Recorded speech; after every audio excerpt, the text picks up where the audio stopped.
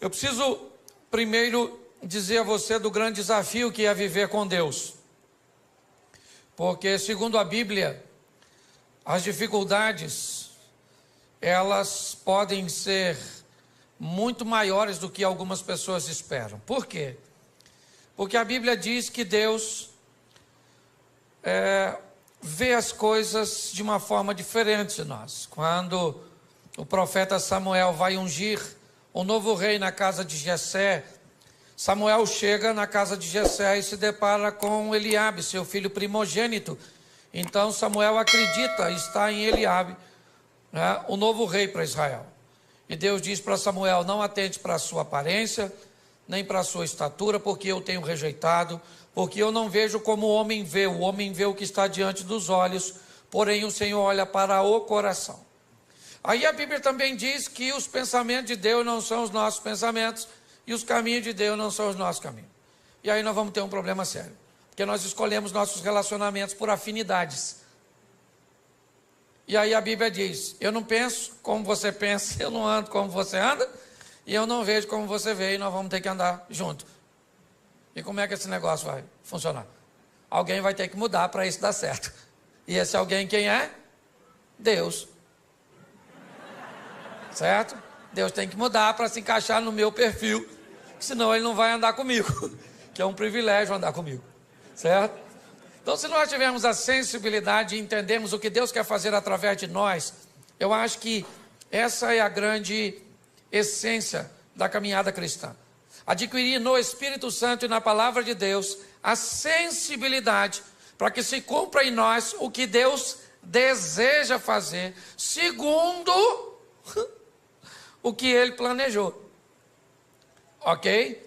Porque às vezes nós vamos nos relacionar com Deus e queremos que Ele faça o que nós desejamos. E a Bíblia é bem clara: os planos de Deus não podem ser frustrados. Então, se os planos de Deus não podem ser frustrados, se prepare para ver os seus. Porque entre os seus e o dele não vai ser frustrado, e você pode ter o seu frustrado. O que você precisa saber é que Ele sabe, conhece todas as coisas e que é o melhor para nós. Então, quanto mais rápido nós descobrimos o que Deus quer fazer, fica mais fácil. E ao longo de todo o tempo Ele nos dá as diretrizes, certo? Deixa eu ser um pouco mais completo nessa mensagem de agora. Quando nós vamos olhar para Gênesis 1 e 2, Deus vai estabelecer o modelo da vida do homem. Que modelo é esse, pastor? A fé. E disse Deus: haja luz. Deus começa então a chamar à existência as coisas que não existem, como se elas já existissem. Isso é fé. Ok? Então o estilo de vida que nós precisamos trilhar é o estilo da fé, de ver aquilo, certo? De acreditar naquilo que não está ainda diante dos nossos olhos, mas já está no nosso campo de visão. Como você viu o pastor Eibe falando, certo? De uma centena de igrejas espalhadas por São Paulo. Isso não é feito por vista, porque as igrejas ainda não estão estabelecidas, mas isso é feito por visão. Visão é aquilo que não está diante dos seus olhos, mas já está como seu alvo no campo da fé. Quando nós olhamos um pouquinho mais à frente, ainda no Gênesis, Deus vai dar uma outra diretriz. Qual é? É que a vida do homem vai ser estabelecida em fé, mas ele tem um inimigo. Aparece lá o tal do Lapeta, certo? Eu falo com ele porque é mais seguro mandar ele para lá do que chamar ele para cá, certo? Se eu falo com C, eu falo para o Peta vir. Se eu falo com L, eu falo para o Peta ir. E entre o Peta vir para cá e ir para lá, eu prefiro que ele fique o mais longe possível, tá certo?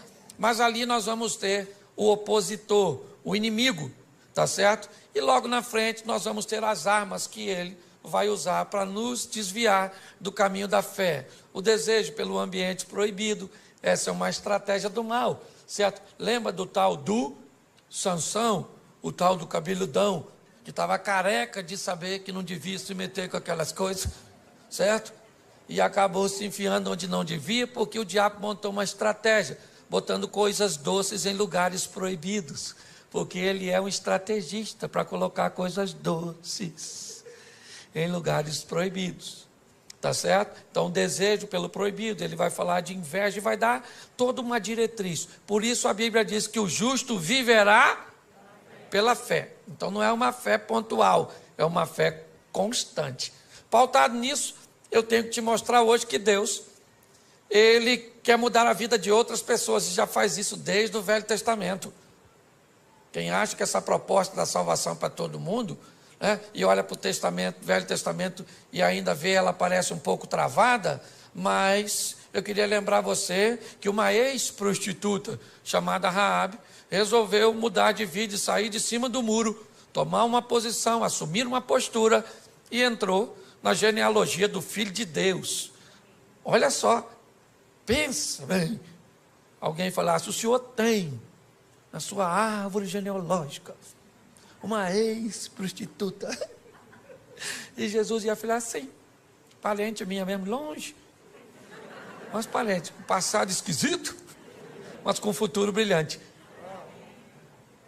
Ele pega uma moabita chamada Rutinha, uma mulher extraordinária, certo? Ele vai salvar um sírio chamado Naamã e tantos outros. Então, pastor, o que Deus quer? Deus está querendo salvar as pessoas. Ele não manda ninguém para o inferno. Quem mandou a gente para o inferno foi o Adão. Deus está trabalhando para tirar. Ah, pastor, não acredito em inferno, morreu, acabou. É um direito que você tem.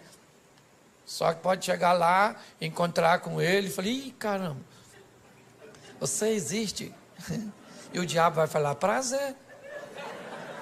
Ah, mas eu não acreditava em você. E o diabo vai dizer, para entrar aqui não precisa de fé. Fé é uma exigência da concorrência. Aqui você entra sem fé mesmo, você entra nessa cadeira pegando fogo que já vou te atender, ok?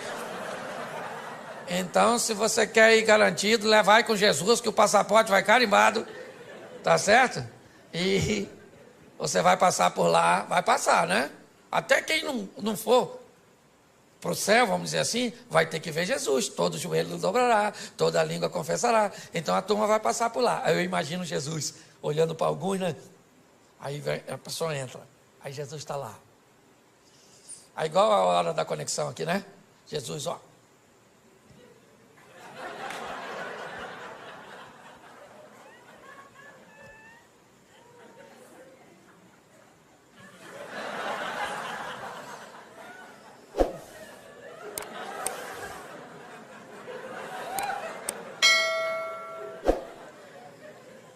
Você está rindo, mas é sério. E muito mais do que salvar você, é isso que eu quero mostrar.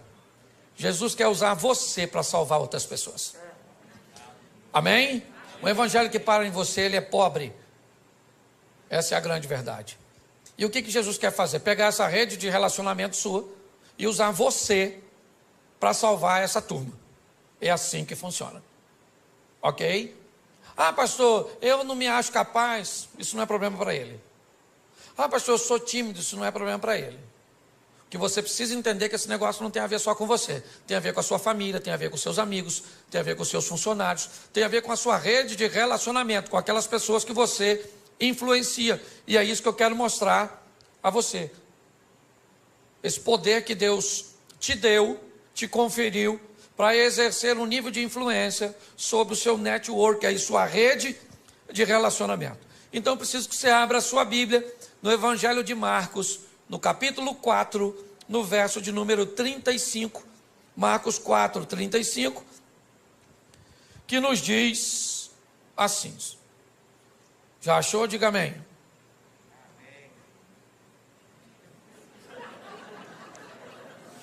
Vocês estão rindo de quê? É só para achar. Diga amém quem já achou. Amém. Isso. Quem não achou é só ficar quietinho. Já ajuda pra caramba. Verso 35. E naquele dia, sendo já tarde, disse-lhes: passemos para outra margem, ou para outra banda. E os discípulos, deixando a multidão, levaram consigo assim como estava no barco, mas havia também com ele outros barquinhos.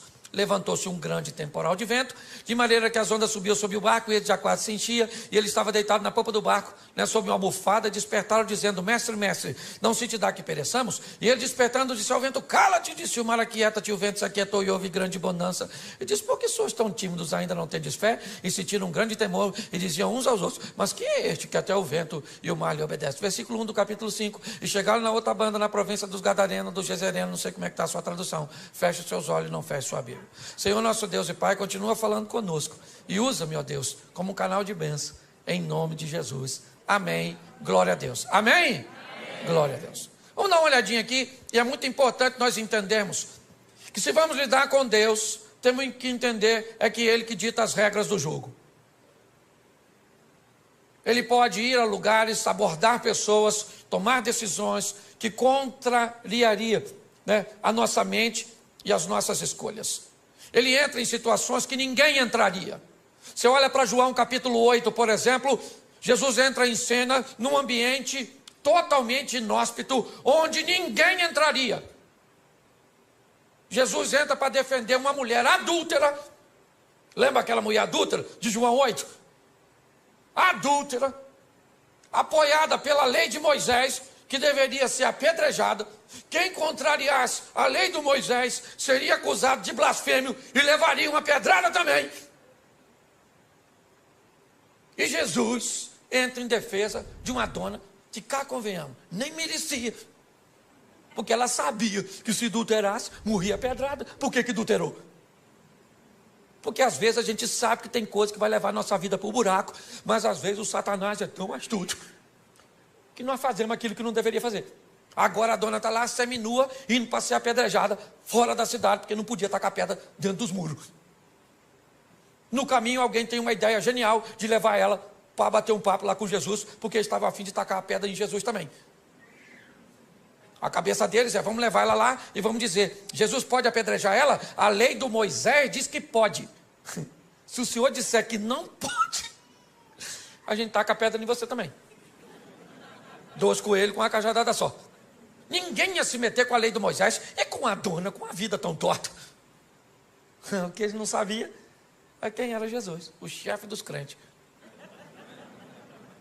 Jesus está bem lá, ensinando a turminha, fazendo um discipulado. Quando de repente jogaram a dona seminu, falaram: aí Jesus, dona foi pega em flagrante. A lei nos mandou que taca a pedra nela, mas o senhor, o que o senhor fala? Jesus não falou nada. E aí o pessoal falou: fala Jesus, fala Jesus, fala Jesus. Aí ele levantou e falou assim: aí gente, fala uma coisa para tu. Estão a fim de tacar a pedra nela? Então aquele que não tem pecado dá a primeira pedrada, porque a lei do Moisés, que eles estão embasados, diz que só podia tacar pedra, o povo só podia tacar depois que as testemunhas oculares apedrejassem. Então eles que viram tinham que dar a pedrada. Eles tacavam a primeira, não podia ser uma testemunha só, e aí o povo depois vinha e matava. Só que Jesus disse: atire a primeira. Ele não está falando com todo mundo, está falando com quem viu. E aí ele disse: atire a primeira quem não tem pecado. Baixou e voltou a escrever. Aí o furdunço aconteceu, porque todo mundo se conhecia, ficou um olhando para o outro, esqueceram da mulher adúltera e ficaram olhando para as testemunhas oculares. Não vai tacar não, irmão? Taca a pedra, pô. Eu vou tacar depois de tu, porque eu não vi, mas tu viu. Ele falou: eu vi, mas tu escutou o que ele falou? Não pode ter pecado.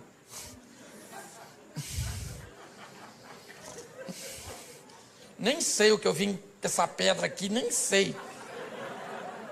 De repente, taca, não taca? Quem é que taca? Será que taca, não taca, taca, não taca? Alguém deve ter perguntado: quem teve a ideia de trazer essa mulher aqui?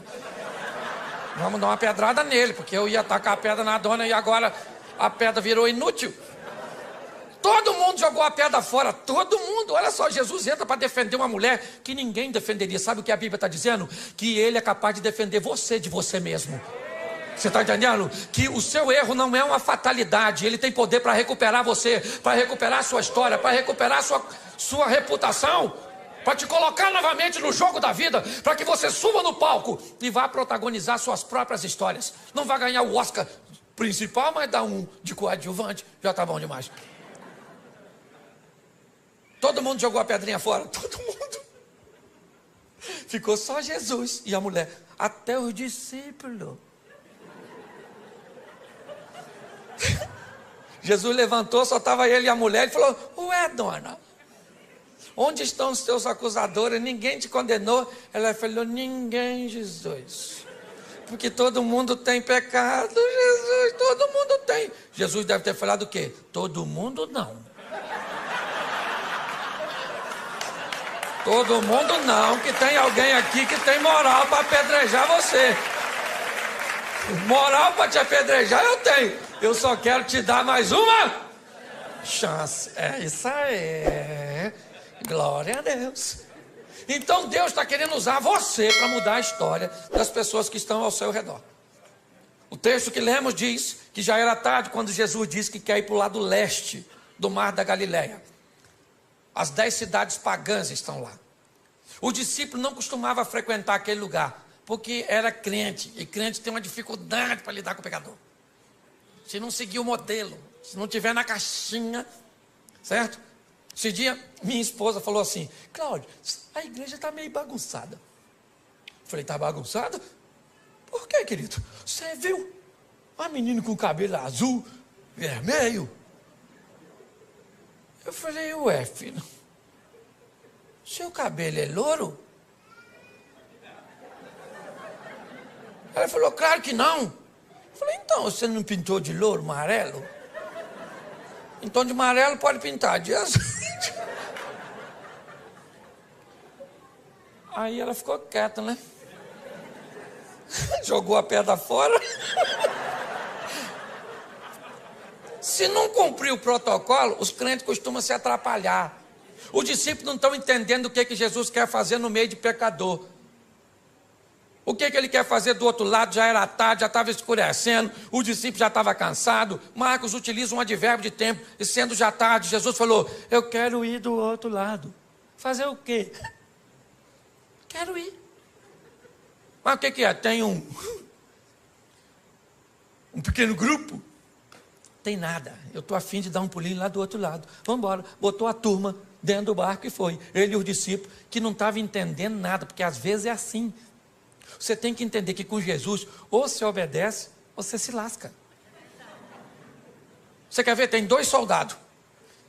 2 soldados aqui em pé. De repente, um comandante diz assim: no chão! Aquele que obedece, se joga no chão. Tem aquele outro que diz: no chão por quê? Está acontecendo alguma coisa. Já morreu, o tiro já bateu nele, já pegou. Tuf. Com Deus, querido, você obedece primeiro e pergunta depois. É assim que funciona. Botou todo mundo e falou assim: vamos para o outro lado, passemos para a outra margem. E ele foi dormir. Por quê? Porque ele já falou, o papel dele ele já fez. Gente, passemos. Vou deitar aqui, vocês passam e passemos, porque eu estou junto. Já falei, passemos, vocês trabalham e levam o barco e vão para o outro lado. E quem é que vem? Tempestade. Deixa eu falar uma coisa para tu que é crente. Pensa num troço com fartura na vida do crente. Tempestade. Pensa. Mal sai uma, já entra outra. Já vem assim em sequência. Pastor, que luta. Sabe, esse dia uma irmã dessas irmãs, muito pentecostal assim mesmo, olhou para mim com aqueles olhos de raio-x. E falei: nossa, o que vem aí? Aí lá vem ela na minha direção. Me olhou com aquele olhar que queria me botar medo. Falou: pastor Cláudio, o diabo está furioso com o senhor. Eu falei: irmã, bota medo de mim não. Está furioso com a senhora também, não vem de palhaçada não, na verdade.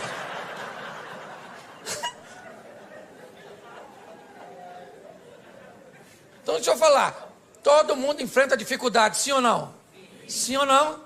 Então, querido, não tenha medo da tempestade não, deixa ela vir. Cristo disse assim, ó: eu venci, vocês vão vencer também. Então não tenha medo do que vai encontrar no percurso. Você tem que ter força para lutar.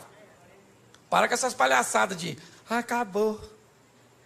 Pastor, me desiludi com o meu namorado, não quero mais saber de homem. O homem é tudo igual. A senhora nem conhece os homens tudo do mundo, já está falando que é tudo igual? Então a senhora está muito rodada, entendeu? Mas não, o que é? Um trauma faz com que pessoas interrompam a sua caminhada. Querida, a vida é dura para quem é mole. Certo? Os discípulos estão lá enfrentando problema, o que é que nós vamos fazer do outro lado? E Jesus está lá dormindo. Quando de repente, alguém vai lá nele e diz: Jesus, acorda aí. Falei lá com ele para o senhor: nós vamos morrer afogados. O negócio de ir para o outro lado não vai rolar. Jesus levantou, ficou em pé, falou para o vento: cala a boca agora, vento. Cala a boca aí. Ô mar, eu não quero nem marola, é piscina. Agora. Aí ficaram olhando um para cá do outro. Falou: quem é esse que até o vento e o mar lhe obedecem? Os discípulos estão querendo saber o que é que eles vão fazer do outro lado. E o que Jesus quer? Alcançar uma influência. Jesus quer alguém para fazer propaganda dele. Porque propaganda é a alma do negócio, gente. Você lembra quando o reino de Ezequias está cercado pelo rei Senaqueribe, filho de Tiglade? E agora não tem rota de fuga, aquela situação toda. E aí o Ezequias chama o profeta Isaías e diz: Isaías, vamos falar com Deus aqui, meu filho, que a chapa está quente. O negócio está doido. Certo? Está igual ao Rio de Janeiro. O negócio está difícil. Vamos orar. E aí eles falam com Deus: Senhor, olha aí o Senaqueribe ameaçando o Senhor, ameaçando eu. Deus envia um anjo. Quantos anjos? Quantos anjos? Um só. Deus falou: um anjo, dá um pulinho lá e resolve a parada, mata só valente, não mata covarde não. Aí o anjo fazia assim, ó. Quem enfrentava morria, quem corria salvava. Por quê que o anjo não matou covarde? Porque se mata todo mundo, quem é que conta para os outros? Os anjos, os covardes saíam correndo nas nações vizinhas, chegava lá assim, ó.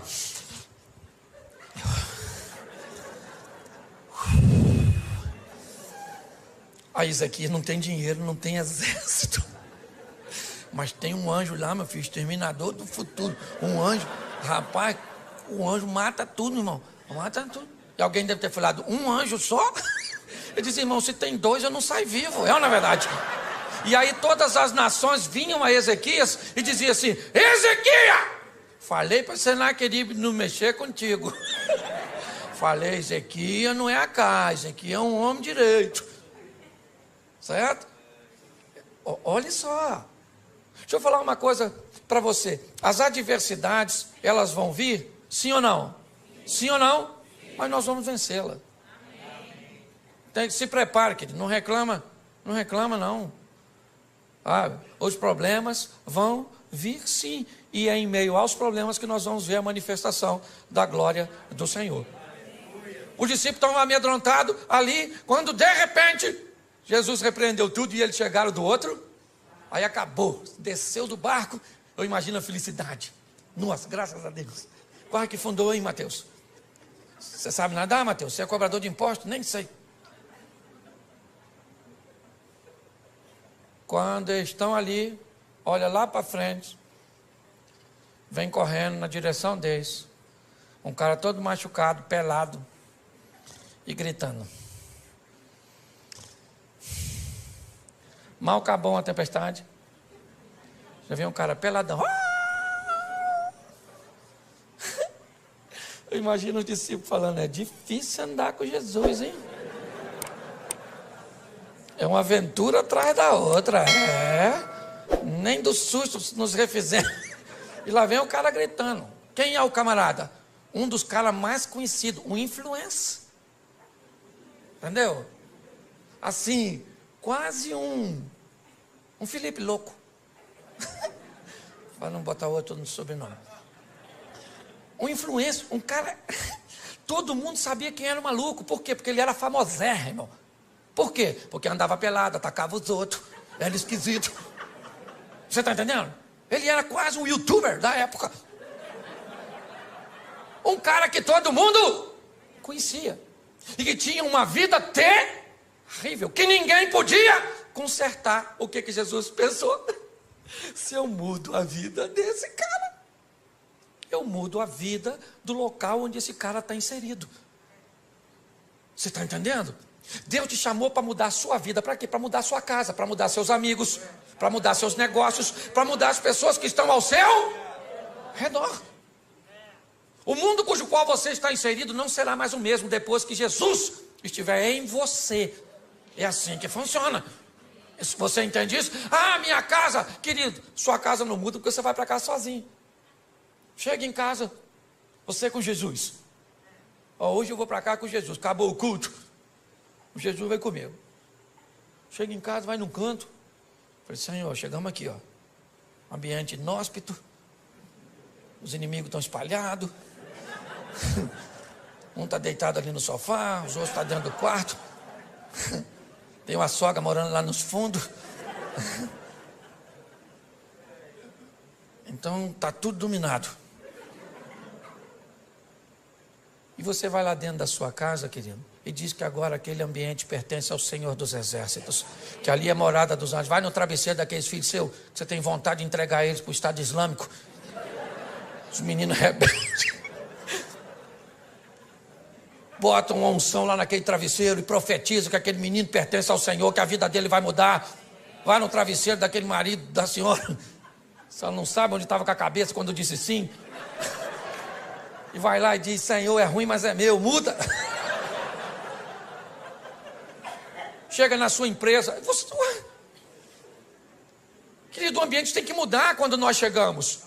Jesus está olhando e dizendo o que é. Eu vou mudar a vida de um camarada. Que camarada é esse? Um indivíduo que ninguém queria. Mas o que ele é? Ele é um influenciar. E quem é esse cara hoje? É você. Não estou te chamando de endemoniado, não. Ainda que ser endemoniado não é nem tão ruim. Por quê? Porque quando o cara tem demônio, nós expulsamos o demônio, o cara conserta. O ruim é quando o cara é ruim e não tem demônio. Pensa, Fábio, como é que nós expulsamos? Sai você de você mesmo. Pensa. O que fulano, o que ele está desse jeito? É demônio, então nós bota, sai demônio. Aí sai, o cara conserta, mas quando não tem demônio é o cara mesmo que é o... Você está rindo, mas é sério. O camarada está lá, todo mundo sabe quem ele é. E ele vem na direção de Jesus. O discípulo olhando e pensando, o que nós viemos fazer aqui? Nossa. Aí o cara chegou e falou, que tenho eu contigo, filho do Altíssimo, para você vir me perturbar. Jesus falou, como é que é seu nome, querido? Ele falou, meu nome é Legião, porque nós somos um montão. Jesus falou, não quero saber a quantidade, sai desse menino agora. Sai agora dele! Aí o demônio falou, a gente pode entrar nesses porquinhos que está assim, tinha 2.000 porquinhos dando um rolezinho. Aí Jesus falou, nos porquinhos pode, é só sair dele. Aí os demônios saíram e entraram nos porquinhos e jogaram os porquinhos do precipício. Os porquinhos morreram tudo. Aí quem chegou na cena? Quem cuidava dos porquinhos. E falou, vocês viram uns porquinhos que estavam por aí aqui assim? Tinha uns porquinhos aqui agora. Alguém falou assim, ó.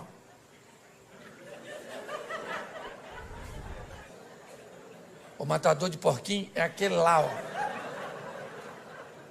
Só que agora, preste atenção, o cara que tinha demônio estava vestido, estava limpo, estava são e estava conversando.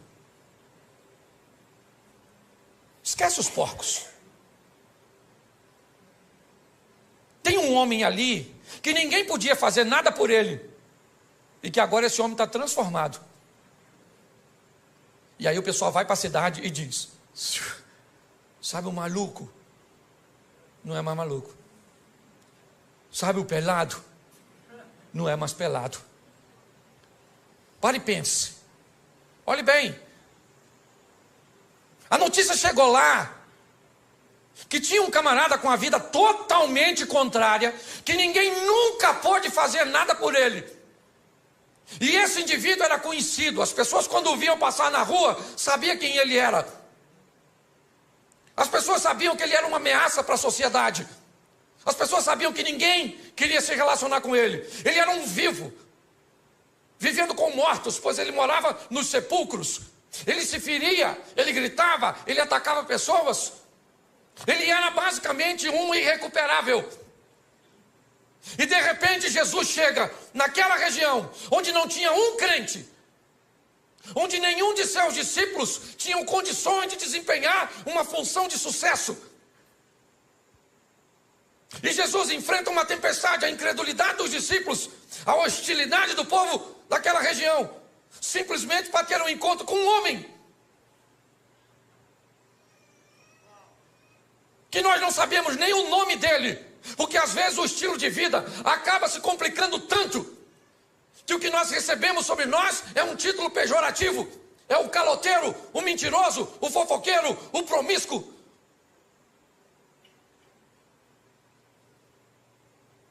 Quando olhamos para esse ambiente, não dá para entender o que Jesus está querendo com aquele homem, que ninguém daria nada por ele. Agora aquele homem está limpo, sentado conversando com Jesus. E Jesus então diz: eu vou embora daqui. Eles não me querem. Aliás, eles não querem nem a mim e nenhum dos meus discípulos. Eu sou rejeitado aqui. E Jesus então vai sair daquele ambiente. Quando ele vai sair, o homem diz assim: eu gostaria de ir com o Senhor, Jesus. E Jesus disse: não, comigo você não vai. Você vai ficar aqui. E você vai mostrar para toda essa nação 10 cidades pagãs, Decápolis. Você vai mostrar para este povo quão grandes coisas fez o Senhor por você e como Ele teve misericórdia de você. Eu estou indo embora, mas eu vou deixar você aqui. Quem é você? O ex-endemoniado? O ex-louco? Quem é? Como é que vão acreditar nesse camarada? Não é de hoje que nós sabemos que as pessoas não gostam de gente que consegue mudar. Não é de hoje que nós sabemos que pessoas têm muitos problemas com quem resolve viver uma vida direita. Por isso que muitas vezes você diz assim: pastor, eu não faço nada, pastor. Eu lá no trabalho, eu trabalho direitinho, eu chego no horário, eu faço tudo certinho, eu desempenho a minha função e eu estou sendo tão perseguido. O que está acontecendo comigo? O que está acontecendo com você? Todas as vezes que você faz o certo, você passa uma mensagem para quem está fazendo errado. Que é possível fazer certo, que é possível ser honesto, que é possível ser direito. Ser certo, inevitavelmente, vai incomodar as pessoas. Quando nós olhamos agora, Jesus disse para esse homem: você não vai comigo, você vai para a sua casa. Você vai para os seus. E você vai mostrar para eles, não é falar. Porque em casa nós não pregamos com Bíblia. Em casa nós pregamos com vida. As pessoas que estão ao nosso redor não querem saber o quanto nós conhecemos de Bíblia. Eles querem saber o quanto a Bíblia transformou a nossa vida. É assim que funciona. Esses dias eu estava aqui em São Paulo e eu ia ministrar uma palestra e um dos coaches mais renomados do Brasil foi me buscar. E aí no carro, ele e a esposa, ele me olhou e me disse assim: pastor Cláudio, se o senhor tivesse um conselho para me dar, qual o senhor me daria? Eu olhei para ele e para a esposa e disse: que essa sua mulher seja sempre a sua maior fã. Enquanto ela for a sua maior fã, você é um homem bem sucedido. Mas quando ela não acreditar mais em você, você vai se tornar uma fraude. Porque a nossa família é a nossa primeira congregação. É a nossa casa. Eles têm até, porque preste atenção, se ele mudou de vida, todo mundo sabe que ele é um ex. E esse é o problema. Quando você é alguém que viveu uma vida ruim lá atrás e agora tem uma nova conduta, sabe o que as pessoas falam? Fica de olho nele. Fica de olho. Já. Pau que nasce torto, nunca se endireita. Mas se você sempre foi gente boa e um dia falhou, sabe o que as pessoas falam? Nunca confiei. Tinha alguma coisinha. Credibilidade. Jesus mudou a vida deste homem, é verdade. Ele estava nu e agora está vestido. Ele era um louco e agora está são. Ele era um perigo à sociedade e agora está oferecendo perigo para as estruturas do inferno. Porque ele chega naquele local com o poder de Deus. Mas quem é que vai dar crédito para ele? Quando você vai começar uma nova vida, aprenda que um período vai ter que ser gasto com o descrédito de gente que não vai acreditar que você mudou, porque você tem passado, e nós não podemos mudar o passado de ninguém. Isso aqui não tem a ver com Chico Xavier. O que nós podemos é influenciar futuro. Amém? Quando o Eliseu manda a viúva pedir vasos emprestados, não interessa o que tinha no vaso. É vaso vazio. Se tinha cachaça, se tinha homossexualidade, se tinha violência, não interessa o que tinha. O que interessa é o que vai ter agora. Entendeu? Esvazia o vaso e deixa que eu enche, eu coloco unção, e agora ele vai ter uma nova finalidade, vai ser cheio de mim e não do mal que estava antes. Então Jesus olha para esse indivíduo e vai devolver a ele. Quem aqui jogou boleba de gude quando era? Aquelas bolinhas de gude? Nossa, legal. Você lembra quando você perdia tudo? O que você tinha que fazer? Sair da brincadeira, não era? Mas aí você tinha um amigo que te emprestava umas 3 bolinhas. E com essas 3, você voltava para o jogo. Jesus está dizendo para você hoje: você jogou seu crédito fora, sua credibilidade no seu casamento, para com seus pais, para com seus filhos, para com o comércio, para com a vida cristã, você jogou fora. Mas hoje eu vou devolver você ao jogo. Eu vou colocar crédito para que você possa ingressar novamente e mudar seu futuro. Você está conseguindo entender? Nós precisamos entender isso. E a maturidade.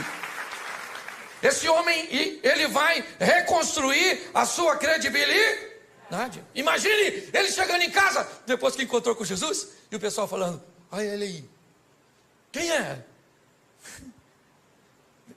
Nossa, confusão. E ele chega em casa, pensa: vestido, gente, tão bonitinho. E ele falando: bom dia, família. E o pessoal: olha mesmo, grita de novo, arranca a roupa. Porque depois da credibilidade, o próximo passo, sabe qual é? A desconfiança. O pessoal fica olhando para a gente desconfiado, não fica? Mudou mesmo, mudou mesmo, mudou mesmo. Mudou nada. Quer tomar um negocinho, não? Hã? Hein? Mudou nada, mudou nada. Isso aí é fogo de palha. Já está na vida antiga. Pois é, querido. É um grande desafio ter que lidar com essas situações, com desconfiança. Desconfiança. É assim. Isso faz parte da nossa reintrodução nesse jogo. Deixar esse velho homem para trás e tudo aquilo que todo mundo tem passado. Todo mundo tem passado. Todo mundo tem passado. E louvada seja Deus por isso. Ninguém aqui tem direito de falar do outro. Tem? Fala. Ninguém aqui tem não, querido. É um grande desafio. Eu lembro, no começo, até fui falar com uma irmãzinha que foi falar comigo ali, como é que as pessoas desconfiavam no começo do meu ministério, por eu pregar desse jeito assim, extrovertido, fazendo os outros rir. Deu uma confusão no meio evangélico. Ah, esse pastor é um palhaço. Quem já escutou isso, levanta a mão, por gentileza. Aí, tá vendo como é que me fere até hoje? Você é um animador de auditório, um palhaço, não tem conteúdo. Escutei tudo isso. Sabe o que eles falavam? Já está envolvido no escândalo. Porque isso é um irreverente. Só porque eu sou bem-humorado. Isso sou mesmo, que dane-se. Tem gente que diz que veio para esse mundo para sofrer. Sofrer é verbo. Falei isso aqui já. E verbo só faz sentido se for conjugado. Então para com esse negócio de sofrer. Se conjugar o verbo, pelo menos não conjuga na primeira pessoa. Na segunda pode. Eu não sofro, mas tu sofre. Nós não sofremos, vós sofreis, eles sofrem. Aprenda uma coisa: se você não precisa da aprovação de algumas pessoas, por que vai se importar com a crítica delas? Você tem que saber quem você é. Estão querendo roubar a sua identidade, é isso? Causando caos na sua mente. Quando eu olho para esse texto, o que eu vejo? Eu vejo a desconfiança, sim, porque ela existe para todos nós que estamos reconstruindo a nossa credibilidade. E depois disso que vem a consistência. Quanto tempo isso dura? Eu já estou 29 anos no caminho do Senhor. Você nunca viu meu nome envolvido em escândalo. Eu tive um problema uma vez, que eu falei uma besteira, mas pedi desculpa. Também não sou perfeito. Certo? Mas eu não tenho. O pessoal ficava esperando o dia que eu fosse cair, mas nada. Meu pai casou 8 vezes, eu casei uma só. E vou com a minha mulher até o fim, em nome de Jesus. Ou na alça ou no caixão. De preferência, eu quero ir na alça, para ela não sofrer com o meu falecimento. Na verdade, eu gosto tanto dela que eu não quero assim ver ela chorar no meu sepultamento. Eu estou mais preparado para chorar no dela, entendeu? Se mostrar isso para ela depois, acabou o casamento. Não. Mas deixa eu te falar. O tempo foi passando. E aí, sabe o que acontece? A reputação vai se consolidando. E aqueles que te perseguiam começam a te defender. Agora é um homem de Deus. Agora é uma mulher de Deus. É assim que funciona. Aqueles que te perseguiam às vezes no trabalho, agora chega perto de você e diz assim: como é que está aquela igreja lá que você frequenta mesmo? Como é que é o nome? Aí você fala. Aí ele diz assim: quando são as reuniões lá? Aí você diz, aí ele vem no cantinho assim e diz: leva o nome da minha família aqui, escondidinho assim para ninguém ver. O que é isso? Isso é Deus consolidando e mostrando que aquilo que Ele fez na tua vida está mudando a vida das pessoas que estão ao seu redor. O evangelho verdadeiro, ele não muda só a nossa vida, ele muda a vida da nossa casa. As pessoas têm que querer ver, porque aquilo que ele faz em você instiga. E quanto maior a intimidade, mais coisa ele pode fazer. Gente, se tem uma passagem bíblica que me confunde, eu falo para você, é o tal do Lázaro. Olha, quanto maior o relacionamento, pastor, mais coisa, mais difícil Deus pede dos crentes. Porque presta atenção, o Lázaro está doente, Jesus não vai. O Lázaro está morrendo, Jesus não vai. O Lázaro morre, Jesus não vai. 4 dias depois, Jesus chega lá, atrasadérrimo, em Betânia. Chegou dando um rolezinho, a Marta já veio: olha, se o senhor tivesse aqui, meu irmão não teria morrido. Jesus falou: Martinha, vai lá e chama Maria para vir aqui, que eu estou querendo conversar com você. Aí Marta foi lá e falou: ó, para Maria, vamos lá que Jesus está te chamando. Aí veio a Maria com a mesma ladainha: ah, se o senhor tivesse aqui, meu irmão não teria morrido. Jesus deve ter falado: querida, até para tu falar, tu é retardatária. Isso tua irmã já falou, fica quietinha.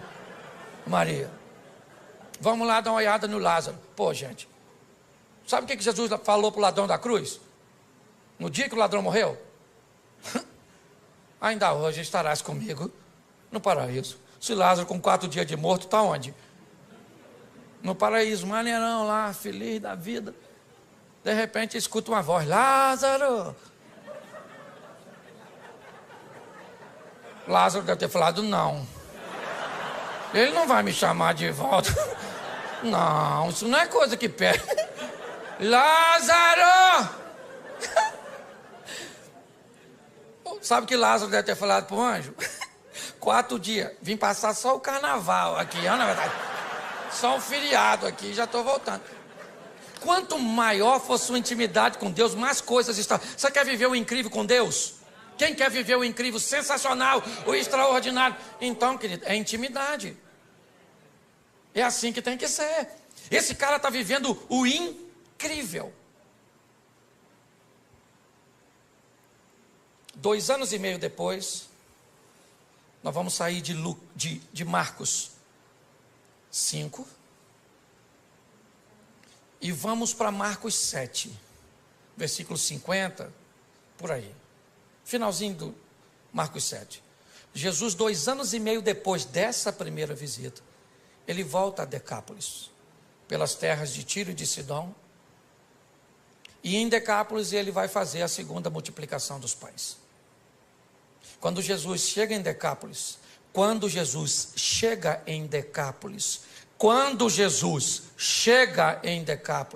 tem 4.000 homens, sem falar mulheres e crianças, para ouvi-lo.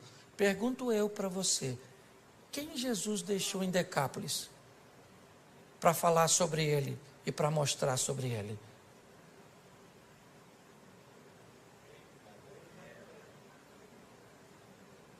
Você consegue entender? Quem era Gadareno? Gadareno era um camarada que poderia ser usado por Jesus para mudar as pessoas que estavam ao seu redor. Cada um de nós temos o nosso grupo de influência. Se ele é grande, se ele é pequeno, Isso não é o que está em questão. O que está em questão é que o ambiente que eu estou inserido, ele vai mudar. Por quê? Porque o Evangelho está em mim. E o Evangelho, ele traz mudança, ele traz transformação. É assim que funciona. Na vida eu preciso definir se eu sou termômetro ou se eu sou termostato. Um termômetro é um aparelho usado apenas para medir a temperatura do ambiente. Um termostato é um aparelho que diz a que temperatura o ambiente fica depois que ele chega. É muito importante nós entendermos isso. Nós estamos inseridos na nossa rede de relacionamento, eu tenho a minha, você tem a sua, e provavelmente eu não sou capaz de transformar a sua, porque essa não é a minha função, essa é a sua função. O que precisamos é permitir que esse Evangelho mude a nossa vida, mude a nossa história, porque o povo já está farto de palavras. O que o povo quer ver é mudanças. Você sabe que um dos maiores inimigos da expansão do Evangelho é o mau testemunho de algumas pessoas que se dizem andar com Jesus? Nós precisamos sair daqui hoje. Esse é o meu propósito de vir aqui. Foi isso que Deus colocou no meu coração. De fazer com que você saia realmente para casa com uma visão missionária. De transformar vidas. E como já foi dito aqui, não simplesmente de fazer um novo convertido, mas de fazer um discípulo, de ensinar as pessoas o que é relacionamento com Jesus, porque um convertido, ele normalmente já fica satisfeito com o que alcançou, sua salvação. Um discípulo não, ele vai atrás de outras pessoas, ele vai, não interessa, e presta atenção, quanto pior for a pessoa, vai atrás dela, porque a mudança dela vai causar um grande impacto. Agora Jesus volta, e eu fico imaginando, quem vem aí? Jesus? Não. Quem é que está chegando em Gadara? Por que nós devemos vê-lo? O que ele tem? Cara, o homem que está vindo aí, ele é o camarada que fez aquele indivíduo mudar de vida. Aquele cara que era famoso porque andava nu, atacando as pessoas, desequilibrado, ele mudou. Mas como ele mudou? Ele mudou porque Cristo mudou a vida dele. As pessoas estavam interessadas em ver Jesus e também olhar o indivíduo que outrora vivia nu. Se você lembrar da passagem de Lázaro, voltamos a ela. As pessoas vinham de longe para ver Jesus, mas para ver também Lázaro. E muitos queriam matar Lázaro de novo, porque as pessoas estavam acreditando em Jesus por causa de Lázaro. E Lázaro não estava nem aí. Só deve ter falado com Jesus. Se matar agora, por favor, me deixa quieto. Você consegue entender isso? Então hoje sabe o que acontece? Primeiro, nós estamos sofrendo porque as pessoas não nos aceitam, porque isso, porque aquilo. Eu não estou nem aí, estou nem aí, estou nem aí, estou nem aí. Vai para a internet ver o que as pessoas falam de mim. Esse dia disseram que eu sou o anticristo. O senhor prega desse jeito, o senhor deve ser o anticristo. E eu escrevi lá mesmo, se eu for o anticristo, você deve ser a besta.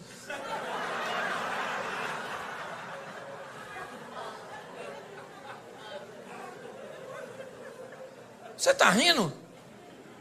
Por quê? Porque o último estágio dessa história, sabe qual é? A inveja dos imutáveis. Quem não muda de vida, quem não vence. Aí tem que ficar dizendo. Aí olha para você que emagreceu 30 quilos. Nossa, emagreceu, hein? Mas acabou também.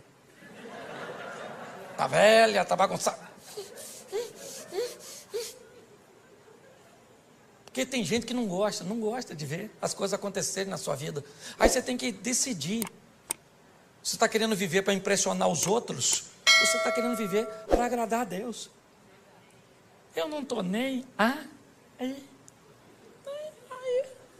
Se tem uma palavra que eu uso muito, me permita aqui, pastorzão. É o dane-se. Dane-se.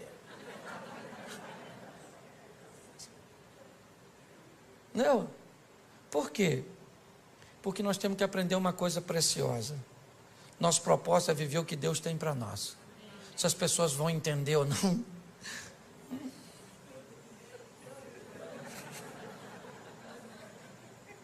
Certo? Nós vamos viver. Então pare de ficar abatido. Descubra o que Deus quer fazer através de você na sua rede de relacionamento. É assim que funciona. E você vai ver que a sua vida vai ficar mais fácil. Quem imaginava que aquele indivíduo seria um evangelista tão poderoso? Ninguém. Se você estivesse lá, você o escolheria? Provavelmente não. Mas ele escolheu. E muito mais do que ter escolhido aquele homem, ele escolheu a mim e a você. Acreditando que nós também podemos mudar o ambiente cujo qual nós estamos inseridos. Saia daqui hoje, leve Jesus para sua casa, para sua família. Leve mesmo, mas fala para o mundo espiritual. Chega dentro de casa e diz: Jesus está aqui. Chega na empresa, chega para o seu casamento, chega para os seus filhos. É assim que funciona. E o ambiente vai mudando. Posso ouvir um amém? Amém. Você pode ficar de pé? Fecha seus olhos. Pode fechar que ninguém vai pegar nada seu não. Só porque eu sou carioca e flamenguista, né? Saudações. Fecha seus olhos, fecha aí. Isso. Feche seus olhos. Senhor nosso Deus, muito obrigado pela oportunidade que o Senhor nos tem dado de acreditar em nós,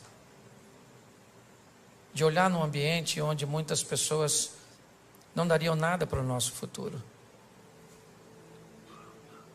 As sentenças a respeito de nossa família, de nossa caminhada de fé, de nossos filhos, do nosso casamento, às vezes da nossa saúde, não é das melhores. Mas nós vivemos pela fé, servimos um Deus que é todo poderoso. Acreditamos que o Senhor nos escolheu porque nos ama. Não somos merecedores, mas te agradecemos por demais tal escolha. Seja conosco, Senhor, nessa caminhada de fé, nos blindando, nos dando condições de entender quem somos no Senhor e o que somos capazes de realizar e também de suportar. Que todas as oposições que se levantam contra nós caiam por terra. Que a nossa casa seja morada dos teus anjos. Que sejamos casados para sempre. Que aquilo que nos une sempre será mais forte do que todas as forças empregadas para nos separar. Nossos filhos são flechas na mão de um valente que vão chegar em lugares que nós não chegamos. Eles são heranças do Senhor. Desta terra comeremos o melhor, porque o Senhor é o nosso refúgio e a nossa fortaleza. Vamos amar pessoas, vamos cuidar de pessoas. Ó Pai, não descartamos ninguém. O máximo que fazemos é reposicionamos pessoas. Ajuda-nos, ó Pai, nessa caminhada. Que o Teu Espírito continue conosco. Que a Tua palavra seja a nossa bússola. Que os Teus anjos sejam auxiliares. Fica conosco, Senhor. Porque nossa função é mudar a vida das pessoas com aquilo que mudou a nossa. Que mais do que te amar, que possamos amar tudo aquilo que o Senhor ama. E que assim seja na nossa vida, em o nome de Jesus. Você pode aplaudir o Senhor? Glória a Deus. Olá, pastorzão. Uau, muito obrigado, pastor Cláudio. Foi muito bom, muito bom.